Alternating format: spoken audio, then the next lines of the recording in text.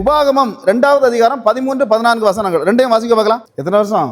38 வருஷம். அவர் என்ன சொல்றார் அப்படின்னு சொன்னா, சேயீருங்கிற ஆற்றை இந்த ஜனங்களை கடந்து போக செல்கிறார். கிட்டத்தட்ட 30 லட்சம் ஜனங்கள், 30 லட்சத்துக்கு கொஞ்சம் குறைவான ஜனங்கள் எகிப்து தேசத்தில் இருந்து மோசே தலைமையில் இங்கே வராங்க. அப்போ வரும்போது 2 வருஷத்திலேயே ஒரு இடத்துல மாட்டிக்கிட்டாங்க. சரி, அந்த இடத்துலேருந்து சில சாபங்களை வாங்கினதுனால அலைந்து திரிய ஆரம்பித்தாங்க. இப்போ கடைசியில் 38 வருஷம் ஆகி போனது. 38 வருஷம் ஆகும்போது தான் இந்த சேயீர் மலை என்ற சேயீர் மலை பக்கத்தில், இந்த மலை பக்கத்தில் வராங்க. அப்போ மலை பக்கத்தில் வந்த உடனேயே தேவன் சொல்லுகிறார், இந்த ஆற்றை கடந்து நீங்கள் என்ன செய்யணும்? கடந்து போகணும். அதாவது அவர்களுடைய மைல்கல், ஒரு எண்டு பாயிண்ட் எது அப்படின்னு சொன்னால், வேதாகமத்தில் இவர்கள் 40 வருஷம் கடந்து வந்த பாதையில் இந்த சேயீர் ஆறுங்கிறது ஒரு எல்லைக்கல். இவர் ஆண்டவர் ஒரு வார்த்தை சொல்கிறார், நீங்கள் அங்கே இருக்க கூட்டத்தோடு நீங்கள் என்ன செய்யக்கூடாது? போர் செய்ய கூடாது, நீங்கள் ஒதுங்கி தான் போகணும். அது ஏன் அப்படி ஒதுங்கி போக சொல்லுகிறார் அப்படின்னு சொன்னால், இது ஏசாவுக்கு கொடுக்கப்பட்ட பகுதி. ஏசாங்கிறவன் யார் அப்படின்னா, யாக்கோபுடைய கூட பிறந்த சகோதரன். அப்போ அந்த கூட பிறந்த ஏசாவுக்கும் தேவன் சில இடங்களை கொடுக்கிறார். யாக்கோபுக்கு கொடுக்குற இடம் தான் கானான் தேசம். அப்போ தேவன் எப்படி கொடுக்குறார் அப்படின்னா, ஒருத்தனுக்கு இந்த சேயீர் மலைப்பகுதி, இன்னொருத்தனுக்கு கானான் பகுதி. இப்போ கானானை அடைவதற்காக யாக்கோபு வர்றாங்க.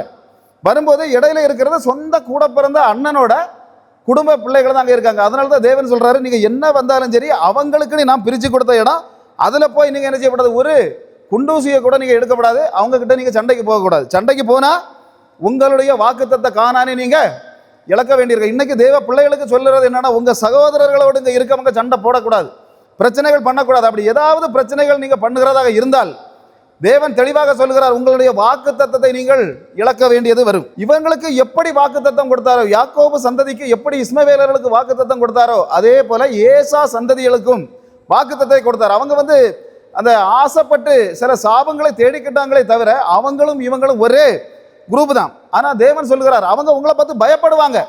என்ன செய்வாங்க? ஏசாவின் சந்ததியர் பயப்படுவாங்க. முன்னாடியெல்லாம் அப்படி இல்லை.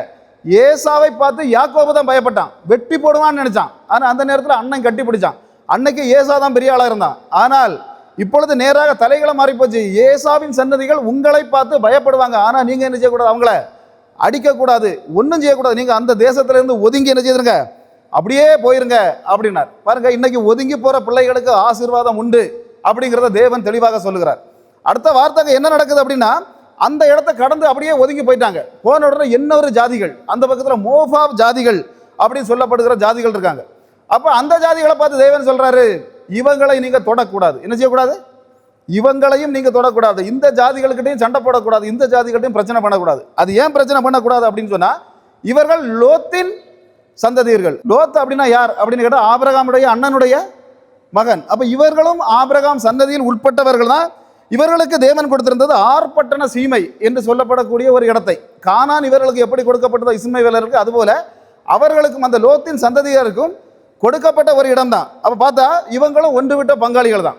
ஒன்று விட்ட பங்காளிகள், அதாவது சுருளு சொக்காரன். நம்ம ஊரை பொறுத்த வரைக்கும் காட்டுவலையில சுருளு சொக்காரனை சொல்லுவோம். அப்படிப்பட்ட சுருளு சொக்காரர்கள் தான் இந்த குரூப்புகள். அப்போ பாருங்க, தேவன் சொல்றாரு, ஒரு இஞ்சி கூட அவங்க நிலத்தில் நீங்க போய் அபகரிச்சிங்க அப்படின்னு சொன்னா உங்களுடைய வாக்குத்தத்த தேசம் உங்களுக்கு கிடைக்காது. ஏன் அப்படி தேவன் சொல்லுகிறார் அப்படின்னு சொன்னா, இன்னைக்கும் காலையில மம்பட்டி எடுத்துட்டு போய் நம்முடைய அண்ணனுடைய சொத்துல ஒரு 2 மம்பட்டி எடுத்து வெட்டி இங்க போட்டுட்டோம்னா நல்லதுன்னு நினைக்கிற ஜனங்கள் உண்டு.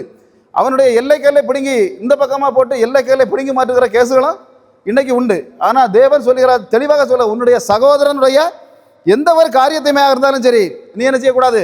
எடுத்து மாற்றக்கூடாது. அப்ப தேவன் தெளிவாக சொல்லுகிறார்.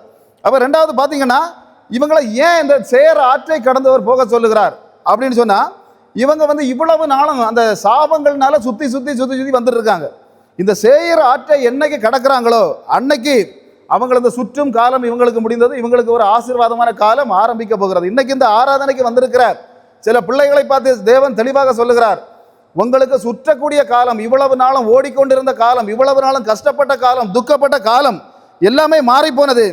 இன்று முதல் நீங்கள் உங்க சுற்றுக்கூடிய நாட்களில் மாறி வாக்கு தத்தத்துக்குள்ள நீங்க கடந்து போக போறீங்க. அல்லேலூயா. பாருங்க, அதுல இன்னொரு வார்த்தை சொல்லப்படுகிறது, உபாகமம் 2:14. அதை வாசிங்க. எத்தனை வருஷம் துல்லியமா சொல்றார் தேவன், நீங்க இந்த இடம் சேர்றது வரைக்கும் 38 வருஷமாக ஆயிற்று. அது காரணம் என்ன அப்படின்னு சொன்னா, அங்க இருந்து இவங்க புறப்பட்டாங்க, எகிப்து தேசத்திலிருந்து இவங்க புறப்படுறாங்க. இப்ப புறப்பட்டு அந்த கானான் தேசத்தை கரெக்டாக 2 வருஷத்துல சேர்ந்தாச்சு. கானானுக்கு பக்கத்தில் இவங்க வந்தாச்சு. வந்தவங்க ஆக 2 வருஷம் தான், 2 வருஷத்துல வந்து நிக்கிறாங்க. நிற்கும் போது அங்க யாரெல்லாம் வாழ்ந்துகிட்டு இருக்கா ஒண்ணு போய் பார்த்துட்டு வாங்க அப்படின்னு சில வேவுக்காரர்களை இவங்க அனுப்புறாங்க. எத்தனை பேரை? 12 பேரை அனுப்புறாங்க. அப்ப 10 பேர் வந்து பார்த்துட்டு சொன்னாங்க, அங்க பெரிய ராட்சதர்கள் இருக்காங்க, பயங்கரமான போர் வீரர்கள் இருக்கிறாங்க, நாம அங்க போனா கொன்னே போட்டுருவாங்க, நாம என்ன தப்பிச்சு இங்க இருந்து திரும்பவும் எகிப்துக்கு ஓடி போறது நல்லது அப்படின்னு சொன்னாங்க. அப்ப 2 பேர் சொன்னாங்க, யோசுவாவும் காலேபும் சொன்னாங்க, எந்த ராட்சதர்கள் இருந்தாலும் நம்ம கூட இருக்க தேவன் அந்த ராட்சதர்களை விட பெரியவர், அதனால நம்மளை என்ன செய்வாரு? காப்பாற்றிடுவார் அப்படிங்கிற ஒரு வார்த்தையை சொன்னாங்க. ஆனா இந்த இஸ்ரவேல் ஜனங்கள் 20 லட்சத்துக்கு மேல உள்ள ஜனங்கள் 2 பேர் சொன்னதை கேட்கல, 10 பேர் சொன்ன விஷயத்தை கேட்டு அங்க இருந்தா இறைச்சி கிடைச்சிருக்கும், சிக்கன் கிடைச்சிருக்கும், புரோட்டா கிடைச்சிருக்கும், இங்க வந்து எங்களை கொல்லதானே பாக்குறீங்க, எங்களுக்கு உடனே எகிப்துக்கு திரும்பி போகணும். அப்ப தேவன் உடனே சொன்னார், இங்க இருக்க பயக்கல்ல, இங்க இருக்கவன் இல்ல, 20 வயசுக்கு மேல எவெல்லாம் இருக்கான ஒருத்தன் கூட கானான் தேசத்துக்குள்ள போய் சேர மாட்டான். அல்லேலூயா. ஒரே வார்த்தையில முடிச்சிட்டார் ஆண்டவர். 20 வயசுக்கு மேல யாரெல்லாம் 20 லட்சம் ஜனங்கள் இருந்தாலும் சரி, 30 லட்சம் இருந்தாலும் சரி, 20 வயசுக்கு மேல ஒருத்தன் கூட கானான் தேசத்துக்கு நீங்க போக மாட்டீங்க. அப்ப கானான் தேசத்துக்கு இவங்களை போகக்கூடாதுன்னு சாபம் கொடுத்ததுனால தான் அது அடுத்த நாளே அங்க போய் சேர வேண்டிய இடம். ஆமா, அதுக்கு எத்தனை வருஷம்? 40 வருஷமாக சுற்றுறாங்க. சுற்றிக்கிட்டே இருக்கும்போது அந்த வசனம் சொல்லுது, கரெக்டா 38வது வருஷத்துல எந்த ஆற்று பக்கத்துல வந்து நிற்கிறாங்க? இந்த ஆற்று பக்கத்தில் சொல்லப்படக்கூடிய சேயீர் ஆற்று பக்கத்துல வந்து நிற்கிறாங்க. என்ன 2 வருஷம் தான் உண்டு. அப்ப 2 வருஷத்துலயும் தேவன் தெளிவாக சொல்றாரு, அதுல இடையில இருக்கக்கூடிய ஏசாவின் சந்ததிகளையும் நீங்க தொடக்கூடாது, மோவாப் சந்ததிகளையும் நீங்க என்ன செய்யக்கூடாது? தொடக்கூடாது. ஆனால் ஒரே ஒரு காரியம் மட்டும் செய்யணும். அங்க பாத்தீங்கன்னா இருக்கிறது அவ்வளவு முட்புதர்கள்னா உள்ள இருக்கிறது துஷ்டம் இருக்கும், சிங்கம், புலி, என்னது எங்க இருந்து வரணும்னு தெரியாது. அதுக்கு தான் ஆண்டவர் சொன்னார், எப்படிப்பட்ட காரியம் எங்க இருந்து ஒளிச்சிருந்து வந்தாலும் சரி, அந்த ஆற்றங்கரையிலிருந்து உங்களை மறுகடத்தி விடுகிறவர் யார் தான்? நான் தான். இன்னைக்கு தேவன் தெளிவாக சொல்லுகிறார், உங்களுக்கு எதிராக எப்படிப்பட்ட துஷ்ட சக்திகள் வந்தாலும் சரி, எப்படிப்பட்ட அசுத்த மண்டலங்கள் உங்களுக்காக போராடினாலும் சரி, சேயீர் மலை ஆற்றை விட்டு கடத்தி விட்ட தேவன் உங்களை, இந்த கைச்சம சபையை தேவன் கடத்தி விடுவேன்னு வாக்கு கொடுக்கிறார். அல்லேலூயா. பாருங்க, இவங்க அந்த 2 பேரையும் கடந்து போயாச்சு. 3வது போகும்போது அங்க 3வது ஒரு சக்தி இருக்கிறது, அந்த சக்தி இவங்களை தடுக்கிறது. இவங்க மற்ற 2 குரூப்புகளை என்ன செய்யல? தடுக்கல. ஆனா 3வது ஒரு சக்தி அவங்கள தடுக்கிறது. அது யார் அப்படின்னு கேட்டா, அந்த வசனத்தை வாசிங்க, எண்ணாகமம் 21, 22. அங்க என்ன சொல்றாங்க? இடையில ஒரு கூட்டம் இருக்குது, அந்த கூட்டத்துக்கு தலைவனாக ராஜாவாக சீகோன் அப்படி சொல்லப்படக்கூடிய ஒரு ராஜா இருக்கிறான். அப்ப அந்த ராஜா கிட்ட மோசே ஆள் அனுப்பி சொல்லுகிறார், என்னன்னா உங்க இடத்துல தான் நாங்க என்ன செய்ய போறோம்? கடந்து போக போறோம். நாங்க கடந்து போகிறது எப்படின்னு சொன்னா, உங்க திராட்சை தோட்டத்தில் சவுட்ட மாட்டோம், உங்களுடைய வயல் பரப்புல நாங்க சவுட்ட மாட்டோம், நாங்க மெயின் ரோடு ஏதோ அந்த மெயின் ரோடு, அதாவது ராஜ பாதையில மட்டும்தான் நடந்து போவோமே தவிர உங்க தண்ணியை கூட நாங்க என்ன செய்ய மாட்டோம். உங்க துறவில் இருக்க அந்த வசனங்களை பார்த்தீங்கன்னா தெரியும், உங்க துறவில் இருக்க தண்ணியை கூட நாங்க குடிக்க மாட்டோம், நாங்க அப்படி ஒதுங்கி போறோம், தயவு செய்து அந்த இடத்துல போறதுக்கு எனக்கு அனுமதிதா அப்படின்னு கேட்டபோது இவன் சொன்னான், என்ன காரணம் கொண்டு உங்களை இந்த இடத்துல நான் அனுமதிக்க மாட்டேன் அப்படின்னு சொல்லி இவங்களுக்கு முன்னால வந்து நான் போர் செய்வதற்காக. அப்ப தேவன் அவனை இவர்களிடம் ஒப்பு கொடுத்தார். அப்ப என்னன்னா, தேவன் ஏற்கனவே சொல்லியிருந்தார், கானான் தேசம் உங்களுக்கு தான் அப்படின்னு சொல்லியிருந்தார். அப்ப கானான் தேசத்துல இருந்து இவன் வந்து இவங்களை எதிர்க்க வந்ததுனால அந்த கானானிய ராஜா நிச்சயமாக அழிக்கப்படணும். அப்படி அழிக்கப்பட்டாதான் இங்க என்ன நடக்கும்? இவங்களுக்கு அந்த தேசத்தை கொடுக்க முடியும். அதனால தான் அந்த கானான் ராஜாவான சீகோனை தேவன் இஸ்ரவேல் ஜனங்களிடம் ஒப்பு கொடுத்தார். இவங்க பட்டய கறக்கினால் அவனை வெட்டி போட்டாங்க அப்படின்னு வாசிக்கிறேன். இன்னைக்கு உங்களுக்கு எதிராக எப்பேற்பட்ட சீகோன்கள் வந்தாலும் சரி, எப்படிப்பட்ட பெலிஸ்திய கூட்டம் வந்தாலும் சரி, எப்படிப்பட்ட ஆமானிய கூட்டம் வந்தாலும் சரி, தேவன் தெளிவாக சொல்லுகிறார், கைச்சம சபைக்கு வந்திருக்கிற ஜனங்கள் விடுவிக்கப்படுவீர்கள். அல்லேலூயா. வந்திருக்கிறவங்க இன்னைக்கு விடுவிக்கப்படுவீங்க. அப்போ பாருங்க, கடைசியா ஒரு சம்பவத்தை மட்டும் சொல்லி முடிக்கலாம் அப்படின்னு ஆசைப்படுகிறேன். வாசிங்க பார்க்கலாம். லூக்கா 4:30. இந்த சேயீர் ஆற்றிலிருந்து கடந்து போக ஜனங்களை சொன்ன இயேசு இன்னைக்கு எங்க இருந்து கடந்து போனார்? அவர்கள் நடுவில் இருந்து கடந்து போனார் அப்படின்னு. அதாவது கடந்து போகிற ஒரு தெய்வன், உங்களை எல்லாம் கடந்து போற வைக்கிற ஒரு தேவன், இந்த பூமியில இருந்து பரலோக ராஜ்யத்திற்கு கடந்து போக செய்கிற ஒரு தெய்வன் தான் நம்முடைய நாங்கள் பிரசங்கிக்கிற இயேசு என்கிற தெய்வன். பாருங்க, லூக்கா 4:30 தெளிவா சொல்றார், அவர்கள் நடுவில் இருந்து கடந்து போனார். இப்போ சம்பவம் என்ன அப்படின்னு கேட்டா, சுருக்கமாக சொன்னா, இயேசு கிறிஸ்து ஞான ஸ்நானம் எடுக்கிறார், எடுத்துட்டு பரிசுத்த ஆவியின் அபிஷேகத்தையும் எடுக்கிறார். பார்த்தீங்கன்னா சாத்தானால் 40 நாட்கள் சோதிக்கப்படுகிறார். இந்த 3 சம்பவங்களும் நடந்தாச்சு. நடந்த உடனே இவருக்கு ஒரு ஆசை, நான் இனி வளர்ந்த ஊருக்கு நான் போனோம் அப்படின்னு இயேசுக்கு ஒரு ஆசை. அப்போ இயேசு பிறந்தது பெத்லேகம் யூதேயா நாட்டில் உள்ளதா இருந்தாலும் கலிலேயா நாட்டில் உள்ள நாசரேத்தில் தான் இவர் வளர்ந்தார். அப்போ திடீர்னு ஆசைப்படுறார், நான் என்ன செய்ய போறேன்? கலிலேயா. முதல்ல ஞான ஸ்நானம் எடுத்து முடிச்ச உடனே இவருக்கு ஆசை, கலிலேயாவுக்கு ஒரு தடவை நாசரேத்து அந்த நான் வளர்ந்த ஊருக்கு ஒருக்கா போகணும். அப்போ ஊருக்கு போறார். அப்போ ஊருக்கு போன உடனே அங்க ஆலயத்தில் ஜெபம் நடக்கும். அப்போ ஜெபம் நடந்த உடனே அங்க இயேசுவுக்கு பிரசங்கம் பண்ண அனுமதி கிடையாது. ஏன்னா அங்க பிரசங்கம் பண்றதுக்கு நிறைய பேர் வேதபாரகர்கள் உண்டு, பரிசேயர்கள், சதுசேயர்கள், 7 விதமான கூட்டங்கள் உண்டு. ஆனாலும் இயேசு அங்க வந்து ஏதோ ஒரு சேர்ல இருந்தாருன்னு இல்லை, டைரக்டா புல்பிட்டுக்கு வந்துட்டார். புல்பிட்டுக்கு வந்து டக்குன்னு ஏசாயா புஸ்தகத்தை எடுத்தார்.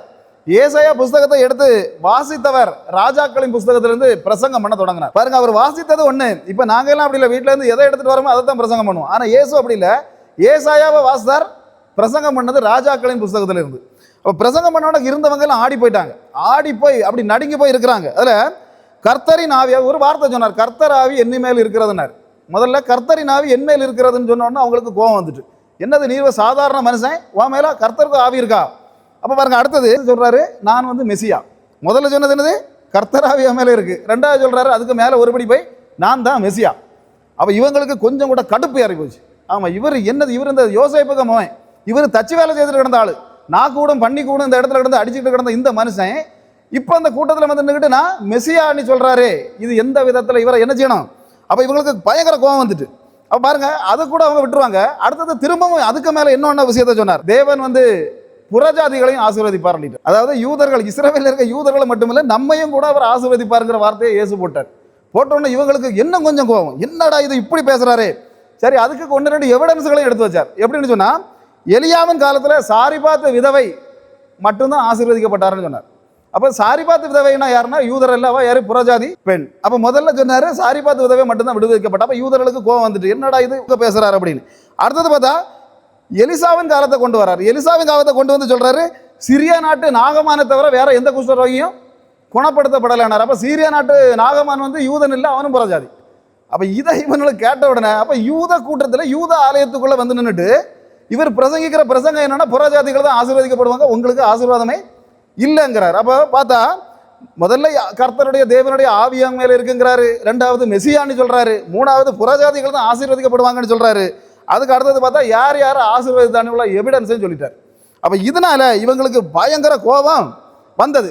ரெண்டாவது ஏன் இன்னொரு கோபம் அவங்களுக்கு இருந்தது அப்படின்னு சொன்னா, இவங்க மெசியான்னு சொன்ன காரணம், மெசியா வந்து எப்படி இருப்பார்ங்கிறத அவங்க ஒரு கற்பனை பண்ணி வச்சிருந்தாங்க. இப்ப நாமளும் அப்படிதானே, நம்ம பிரைம் மினிஸ்டர் வராருன்னா இவர் எப்படி இருப்பார்னு ஒரு சின்ன கற்பனை நமக்கு மனசுக்குள்ள இருக்கும். அப்படிதான் ஒரு கற்பனை பண்ணிட்டு ஒரு 5-6 பேர் போனா, 2 வாரத்துக்கு முன்னே போனாங்க, அப்படித்தானே லட்சக்கணக்கில் போனாங்க, 41 காலியா போச்சு. அது ஒரு கற்பனை, அது சினிமா நடிகர் எப்படி இருப்பாருன்னு பார்க்கணுங்கிற ஒரு கற்பனை. அப்ப அதுபோல கற்பனை பண்ணாங்க. கற்பனை பண்ணா மெசியா எப்படி இருப்பார் அப்படின்னு சொன்னா, ரோமர்களை அழிப்பவராக இருப்பார், நம்பர் 1. ரெண்டாவது ராஜாவாகத்தான் வருவார், குதிரை மேல வருவார் அப்படின்னு நினைச்சாங்க. ஆனா இவர் பாவம் கழுதையில வந்தார். அப்ப குதிரை மேல வர வேண்டியவர் கழுதையில வருகிறார். மூணாவது அரசியல்ல பெரிய புரட்சி, அதாவது மைக்க வச்சுட்டு வாயில வந்ததெல்லாம் பேசுவாரு அப்படின்னு இவங்க நினைச்சாங்க. ஆனா அவர் அமைதியாக என்ன செய்யணும் அதை மட்டும், பரலோக காரியங்களை பற்றி மட்டும் பேசினார். அப்ப இந்த காரியங்கள்னால இவங்களுக்கு பிரச்சனை வந்தது. பிரச்சனை வந்ததுனால அந்த பக்கத்துல கலிலேயா பக்கத்துல இருந்த ஒரு செங்குத்தான மலை, பயங்கரமான மலை, அந்த மலை இப்பவும் இருக்கு. இப்பவும் அந்த மலையில போய் எல்லாரும் ஜெபம் பண்றாங்க. அது யூதர்களே இயேசுவை தள்ளிவிட பார்த்த மலை தான் அப்படின்னு சொல்லி இப்பவும் சொல்றாங்க. அந்த மலைக்கு பக்கத்துல, மலைக்கு மேல உச்சில கொண்டு போய் தலைகீழாக தள்ளிவிட பார்த்தார்கள் அப்படின்னு வேதாகமம் சொல்லுது. பாருங்க, தலைகீழாக கொல்ல பார்த்தார்கள் யார? இயேசுவை. ஆனா இயேசு வந்து இவங்க மலையில இருந்து தள்ளிவிட்டு சாபத்துக்கு வந்தவர் இல்ல, இல்ல கடல் அலையில காற்றடிச்சு காற்றுல சாக வந்தவர் அல்ல, இல்ல கல்லால் இறைப்பட்டு சாவதற்காக வந்தவர் அல்ல. அவர் வந்தது எதுக்காக அப்படின்னு சொன்னா, அவர் சிலுவையில் மரிப்பதற்காக. 4000 வருடங்களுக்கு முன்பாக தேவனால் தீர்க்க தரிசனம் சொல்லப்பட்டு இந்த பூமிக்கு வந்தவர் ஏதோ தலைக்கு சூடு பிடிச்சி அங்க சாவதுக்கு இடம் இல்லாம நான் இங்க வந்து செத்துட்டு போறேன்னு வந்தது இல்ல, இங்க இருந்தவர்களை பரலோக ராஜ்யத்துக்கு கொண்டு போகணும் அப்படிங்கிறதுக்காக தான் அவர் வந்தார். அல்லேலூயா. அதனால இவனும் எவ்வளவுதான் தலைகளை மறைச்சு கொல்லணும்னு நினைச்சாலும் என்ன செய்ய முடியாது, அவரை கொல்லவே முடியாது. அதனால தான் அதில் போட்டிருக்கு, அவர் என்ன செய்தார், அந்த இடத்தை விட்டு. அவங்க எவ்வளவு பேர் நின்னாலும், எவ்வளவு பரிசேயர்கள் நின்னாலும், எவ்வளவு சதுசேயர்கள் நின்னாலும், எவ்வளவு வேதபாரர்கள் நின்னாலும், எவ்வளவு ஏரோதியர்கள் நின்னாலும், அத்தனை பேரையும் அத்தனை பேருடைய கண்ணுகளுக்குள்ள மண்ணு விழுந்தா என்னது விழுந்துன்னு தெரியாது. இயேசு அந்த இடத்துல இருந்து எப்படி போனாரு, கடந்து போனார். அல்லேலூயா. இன்னைக்கு எப்பேற்பட்ட பரிசேய கூட்டம் இருந்தாலும் சரி, சதுசேய கூட்டம் இருந்தாலும் சரி, அசுத்த ஆவிகளின் கூட்டம் இருந்தாலும் சரி, உங்களையும் இந்த கைச்சம சபையையும் அப்படியே கடந்து போகிற செய்யக்கூடிய ஒரு கர்த்தர். அல்லேலூயா. அந்த கர்த்தரை தான் நாங்க இன்னைக்கு பிரசங்கிக்கிறோம். இன்னைக்கு இங்க பேசக்கூடிய வார்த்தைகள் எல்லாம் இங்க மட்டுமில்ல கேட்கிறது, இங்க இருக்கக்கூடிய சரல், இந்த காட்டு விளை, இந்த செதுவூர் பிரதேசங்கள் எல்லாம் சில விஷயங்கள்ல தேவன் தெளிவாக சொல்லுகிறார். இந்த இடத்தை நோக்கி சில ஜனங்கள் வர ஆரம்பிப்பார்கள், சிலர் கடந்து வருவார்கள். தேவன் எப்படி சேயீர் ஆற்றை கடந்து மற்றவங்களை வர சொன்னார், அதுபோல இந்த கைச்சம சபையை தேடி சில ஜனங்கள் இன்னைக்கு வருவார்கள் அப்படின்னு சொல்லி தேவன் தெளிவாக சொல்லுகிறார். அல்லேலூயா. கர்த்தர் தாமே இந்த வார்த்தையை ஆசீர்வதிப்பாராக. ஆமென்.